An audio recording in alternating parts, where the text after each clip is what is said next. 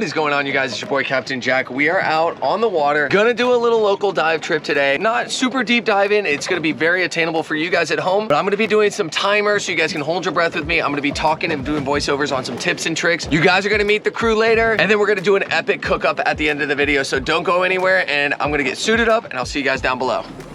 You guys, welcome underwater and welcome to the voiceovers. We jump right into it, and this, since I'm running boat, this is Terry's GoPro. He actually makes a dive on the flasher rig, on the kingfish, and then we quickly switch to Jay's GoPro because he also saw the fish and makes a drop on this nice kingfish. Now Jay took kind of a long shot, made what I thought was a decent shot, but eventually, right as he gets to the surface, he does a good job of letting his spool, or his reel spool out like that so he doesn't put pressure on the fish. But as he gets to the surface, he feels it comes loose and he loses the fish.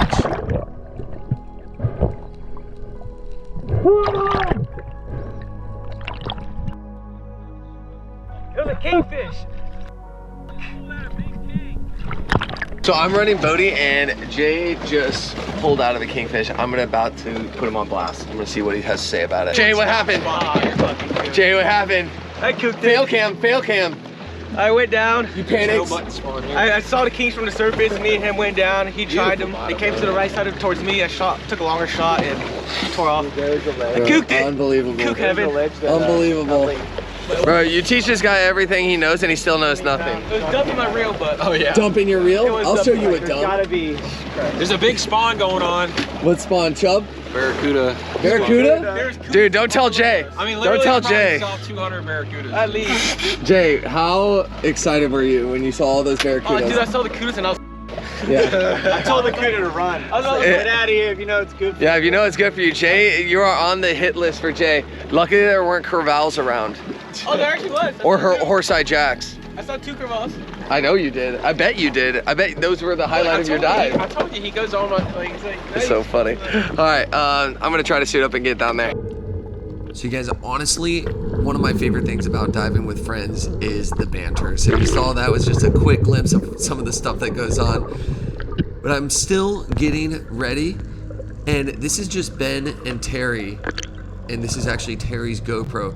He makes a drop. I honestly don't know if he saw anything, but as he starts making his way to the bottom, you'll see it right at the kind of bottom of the screen. As he turns back left, right there. There's a huge mutton just beelining to him.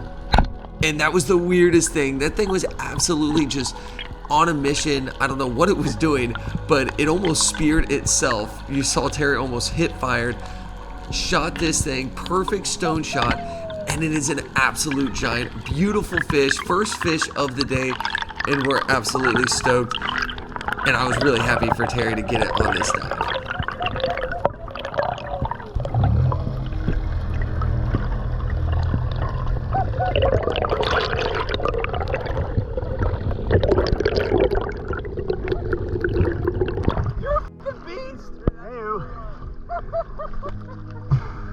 Yeah, got that thing up, dude. That's a stud. He just swam right up to me. He's like, shoot me in the face, motherfucker. Oh god, you dropped? Wow. Dude, that is a stud. He's like, shoot me in the face, motherfucker. Bro, the color on it is amazing. Wow. Dang.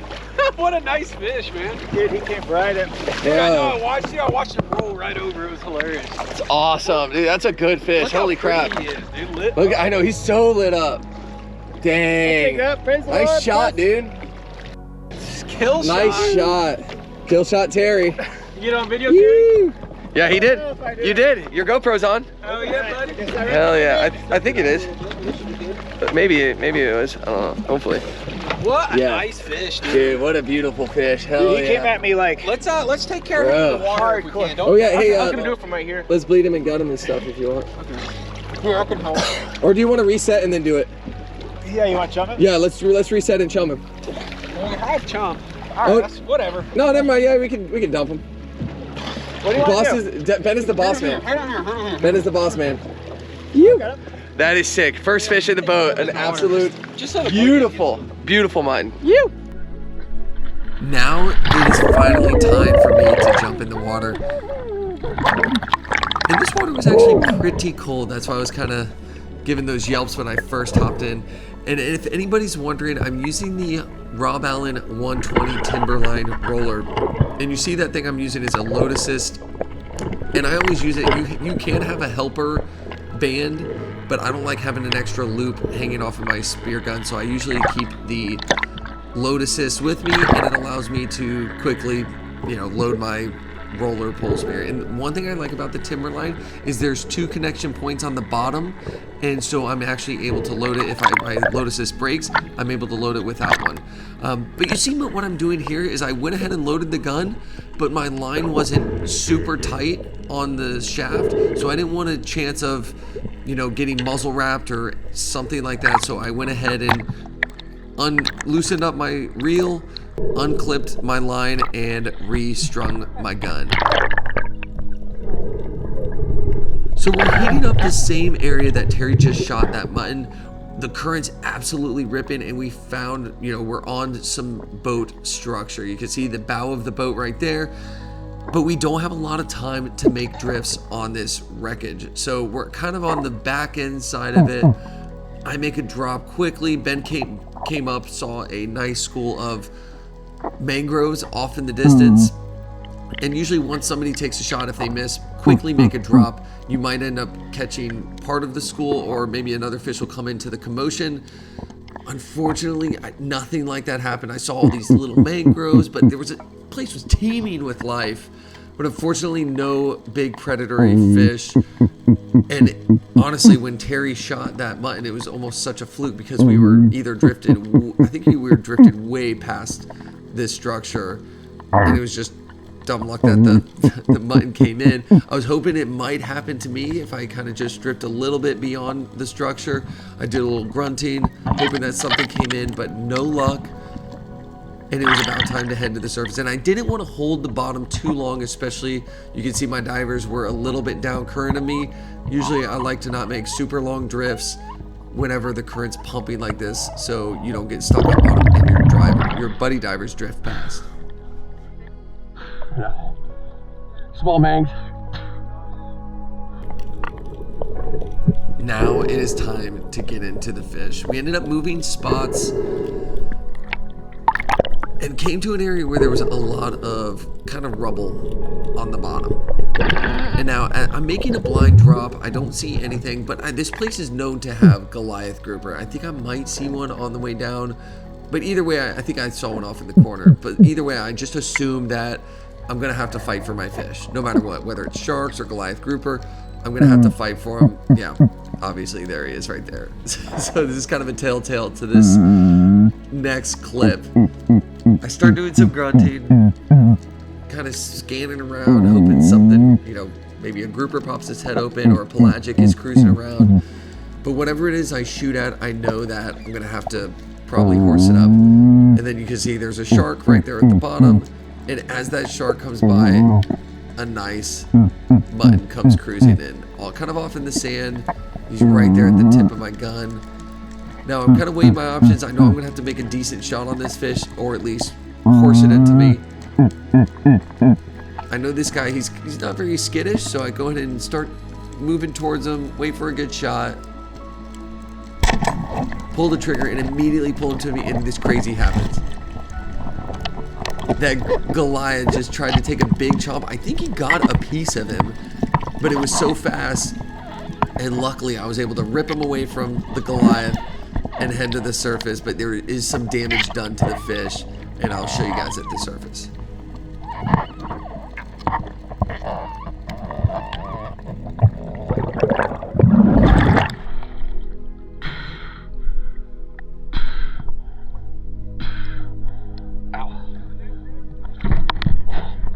Saw the permit. I don't know how the Goliath missed him. Took a big chomp at him.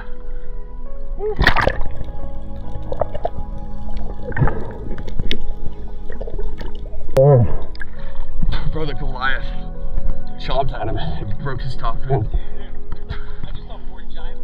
I saw the big permit after I shot this guy. Yeah. Dude, the Goliath tried. Yeah, he hit him.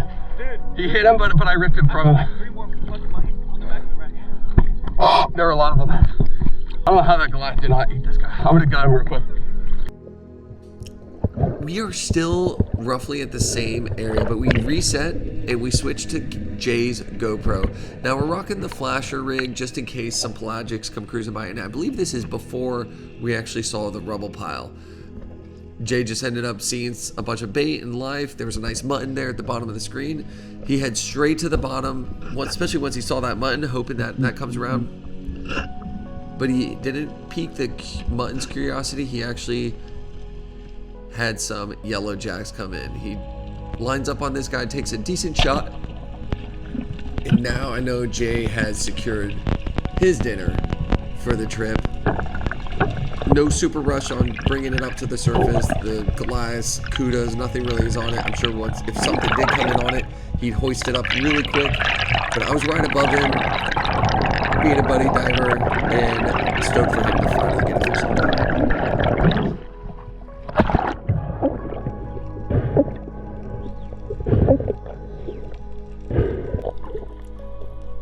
This ends up being a really short day. I saw Terry kind of chasing something, and he tells me what it is at the surface. What were you after? What was it? Oh no! Now once he said that, it was go time.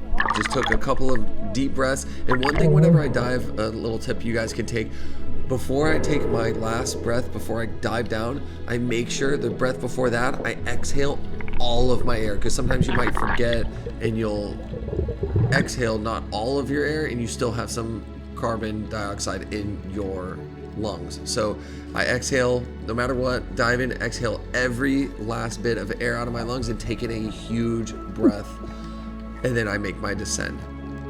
So I start cruising down, see all the Goliath. I know if I pop a fish, I'm gonna probably have a battle on my hands again. But this was kind of the theme of the evening. Current was ripping. The Goliaths and sharks were kind of around. Weren't seeing a ton of fish, but between that giant mutton, my mutton, and Jay's yellowjack, we had plenty to take home for us four. And that's really all. That's the primary goal when I go out. I just want to at least get dinner. And if I end up getting extra, that's just a bonus on top of it. But I love being selective, trying to get dinner, which we did on this dive. So I cruise past the wreck. There's these pilings. I'm really hoping something comes cruising in, like a mutton or a mangrove, or shoot, even a pelagic. But you see these Goliaths just following. So I know that if I do see a fish, those things are going to be all over it. I'm going to have a battle on my hands. So I just cut my losses, head to the surface, and we start rolling in.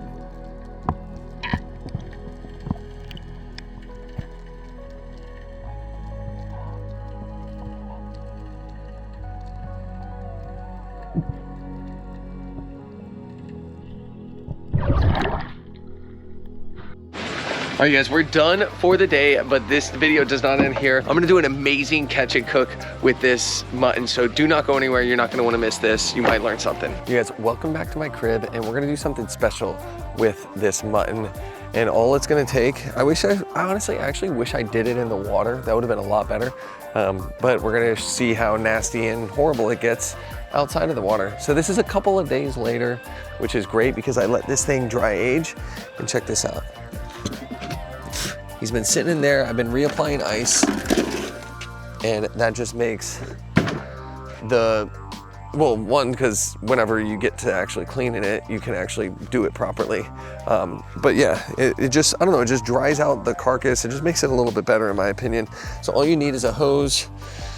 I use a serrated knife. What I'm gonna do is I'm gonna scale this thing, and then I'm gonna flame, and I'm gonna take you guys with me. I'm gonna show you how I do it. And this is kind of just a crappy knife.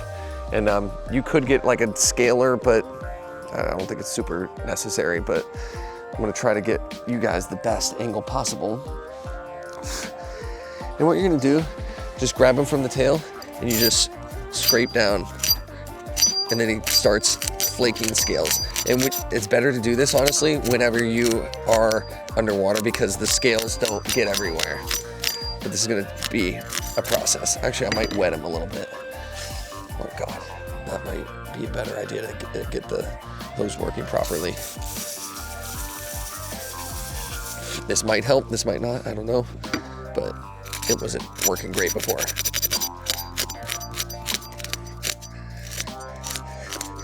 Yeah, I think more of a serrated knife is better for this. But I'm gonna fast forward this because it's just doing the same thing over and over again. This is why you do it underwater. Because, and then also you can use the scales as chump, and there's not gnats all in your face like it is now. Gnats, and I feel like the mosquitoes are gonna start coming out soon. One thing though is whenever you're scaling, make sure there's fins and spines. Make sure you're not going and get the back of your fingers. God, these freaking gnats are killer. All right, I'm gonna show you. I'm basically doing this the whole time. And if you're having a tough to scale spot, kind of go at an angle. Like you're kind of shaving pieces off of it. But that's pretty much what you're gonna do this entire time. I might set them down and do it, but yeah, these gnats are going crazy and it's driving me nuts. I'm gonna show you when the product's done. So yeah, pretty much almost done. Look at this mess. Freaking scales everywhere. Check this out. I got like a really fast way to do it. I'm like flying through it. I'm just going, and I'm just like almost beating it. Going down the whole thing. Make sure I get everything. And the scales, at one point I just gave up and I was like, screw it, scales are gonna go flying everywhere. I'm just gonna wash everything down afterwards, including myself. See, scale. I don't know, I think none on my face and my hair. I don't know, should be okay. But now it's time to just fillet this guy. All right, so I'm just gonna wash the table and everything off. The knife, the scales, and then just a normal fillet job. I don't know if you guys can see this. This knife isn't ideal, but just a normal fillet job. The best part is I'm not gonna have to, which I'll just go ahead and start cutting it off. The best part is I'm not gonna have to skin this guy because we're gonna go do skin on mutton snapper. Oh my gosh, I'm so sorry about all the gnats. Going through the pin bones.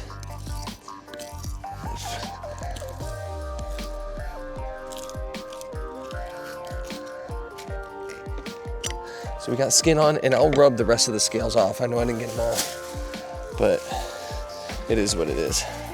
Let me go ahead and get these pin bones.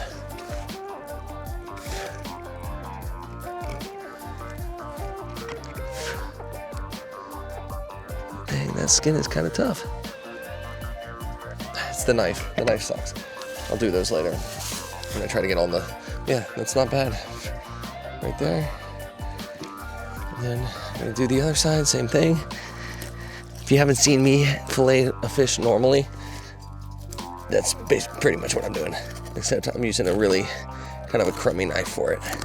This is not ideal, but I'm making it work because I don't want to go inside. I just want to get this done with because the gnats are next level. I'm gonna go fast. Serrated knife works kind of well actually, to be honest.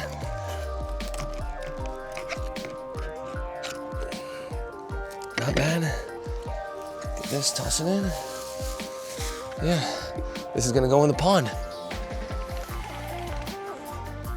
There we go. Enjoy turtles. Gotta keep the turtles happy. Yeah, I just did feel the scale fall from my hair. So I got scales all in my hair. I'm definitely gonna need a shower quickly after this. Yeah, time to bring the fish inside and prep it. Made it inside, thank God. Those gnats were killer, but I have everything prepped. I cut the bones out.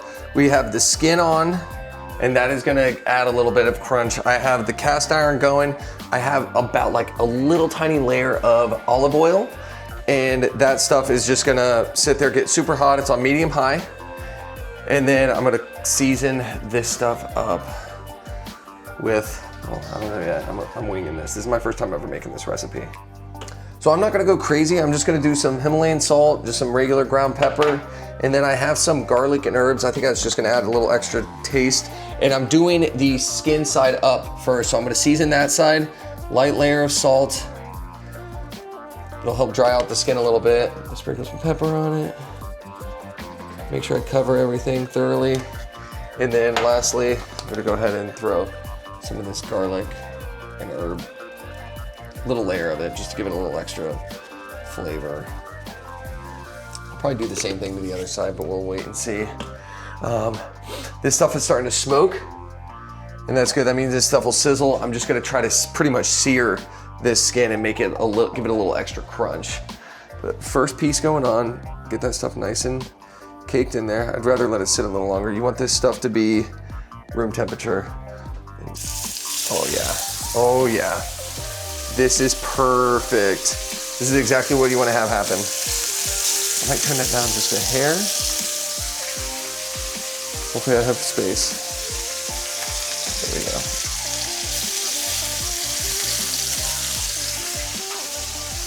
And this will be just enough space.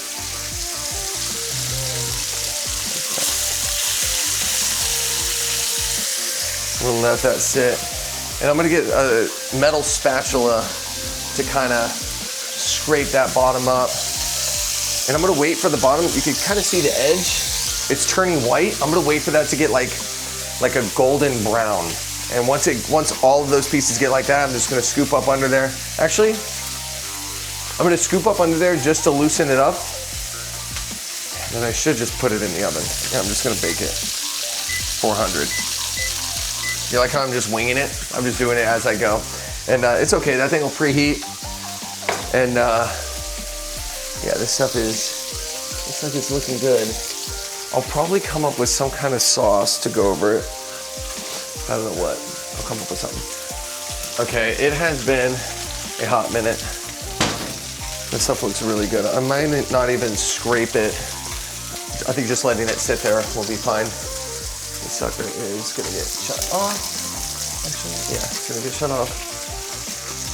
It's going in the oven. It's not even preheated. That took no time at all. All right, but this is what I found. I have some semi-dried, was fresh, rosemary and thyme. And then I had some cilantro, same thing, was fresh, it's a little dried. So I'm just gonna mix all of those herbs together. I'm gonna get a pan. I'm gonna get a little bit of butter. And we'll do some pesto. Some pesto, actually no, I don't like that. I'm just going through things right now. Got some garlic. We'll do garlic, some balsamic, and we'll sear all that stuff up together. Maybe some lime juice also. Yeah, we'll see how this turns out. It might be delicious.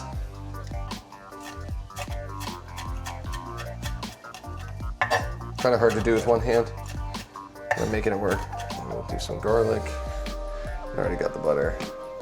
Getting all sizzly over here. I need to turn that down. There we go. Put it on about low, so I'll just let it simmer there. Everything just needs to simmer and cook together.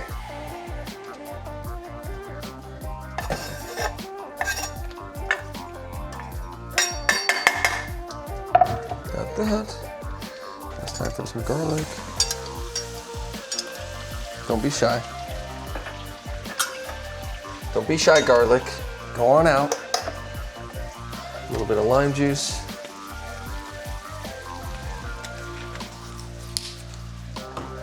Just because I'm gonna put some salt and then some pepper.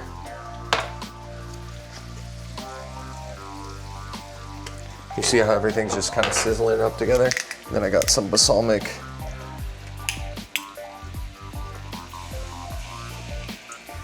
There we go. Should add some, I'm gonna add some onion.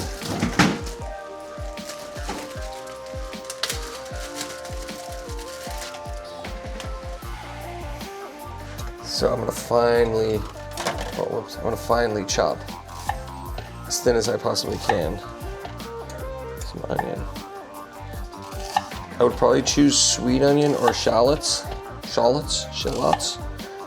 but this is all I have. I just have some red onion. It goes as thinly as I can. I almost got myself.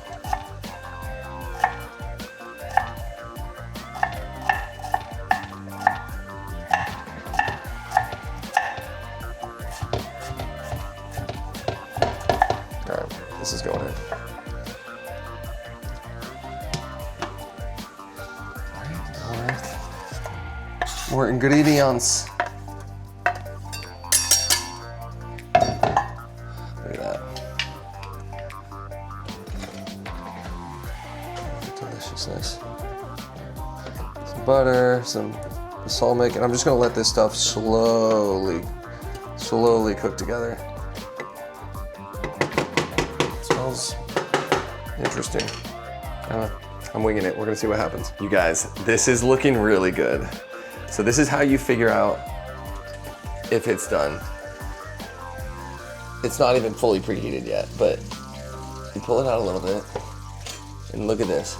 You get something and you just, if it just pushes right, mashes right through the meat, it's perfect. If you have a hard time and the meat's a little translucent, it's no bueno. It's not quite done yet. And it still cooks a little bit, even if you pull it out, and this is gonna rest for just a second. Look at this. This is in there sizzling. That bottom crust, I always overdo it. And like, I want to overdo it, especially on the bottom, because like the longer you let that sear, the more like kind of crispy it gets. And this is gonna be extra crispy because it has the skin and it actually retains the moisture from getting into the meat, or retains the moisture in the meat so it doesn't dry out the meat. So the skin actually acts like a little layer and it's omegas that are in there. So when it's sitting there sizzling, it's just bubbling and cooking that extra fat, and it's a healthy fat. So we're gonna go ahead and start. Best looking piece right here. Look at that, didn't even stick to the pan. I love the cast iron skillets. Scoop right there. Right here, and then you wanna flip it. Oh my gosh. Look at that, you see how it like kind of sizzled up? And then now I have this special sauce. Let me set you guys up real quick. Let me see what I'm doing. I really don't know what I'm doing. All right, let me see. All right. I got this special sauce, and I'm just gonna kind of pour it over top of it. Oh my God. This looks, look at this. This looks like a professional chef. I just need some garnishes. But look at the color in it. Oh my God, I'm so excited to eat this. Tiva, what do you think? Are you excited? Hey, do you want to eat it? Sit pretty. Too bad. All right, let's go test time. I cannot wait. I'm obviously want to sit down and like thoroughly enjoy this, so I'm just gonna do a quick little, God. I'm gonna do a quick little taste test for you guys. I cannot wait. Holy smokes. And actually, I am gonna get a knife. I was thinking, normally I never use a knife with fish, but because it has the skin, I don't know what the texture is, honestly. But it does look crispy. So I'm gonna come in and stick it.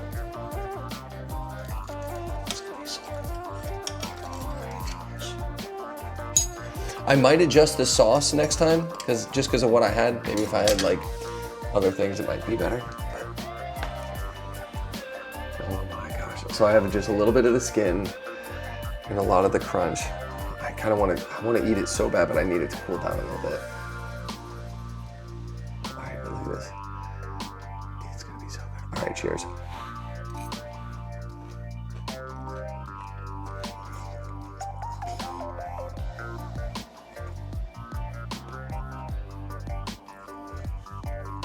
Oh, it's so hot. I love the crisp. Zero fish flavor. Let me see, I think it was too strong. I think adding more rosemary, thyme, and just making it just strictly that, and you can add some onions to it, but I think I went a little too strong on the garlic. But that is you can tweak it however you want. You can add more, add more different things to the sauce. You can add what you like. If you like Worcestershire sauce, if you have like jalapeno spicy, you could add that to it. But I'm gonna go ahead and dig into this. I'm starving, you guys. I was really happy I was able to take you out on a local, easy mission. And that's all it takes, just a couple of hours going out there, shooting a couple of fish. Everybody went home with dinner. So it was a successful day. And that's all that matters, just being out there on the water with friends and also enjoying and getting that meal just to bring home and enjoy and cook up yourself. If you guys are new to the channel, consider subscribing, pump this video around, share it with your friends. If you enjoyed this video, give it a thumbs up. If you have any questions or comments, drop them down in the comment section below. You guys, I drop a video every Tuesday at 3 o'clock, and I do my best to answer all comments and questions. I appreciate you guys tuning in, and I will see you all next week for another adventure. Later.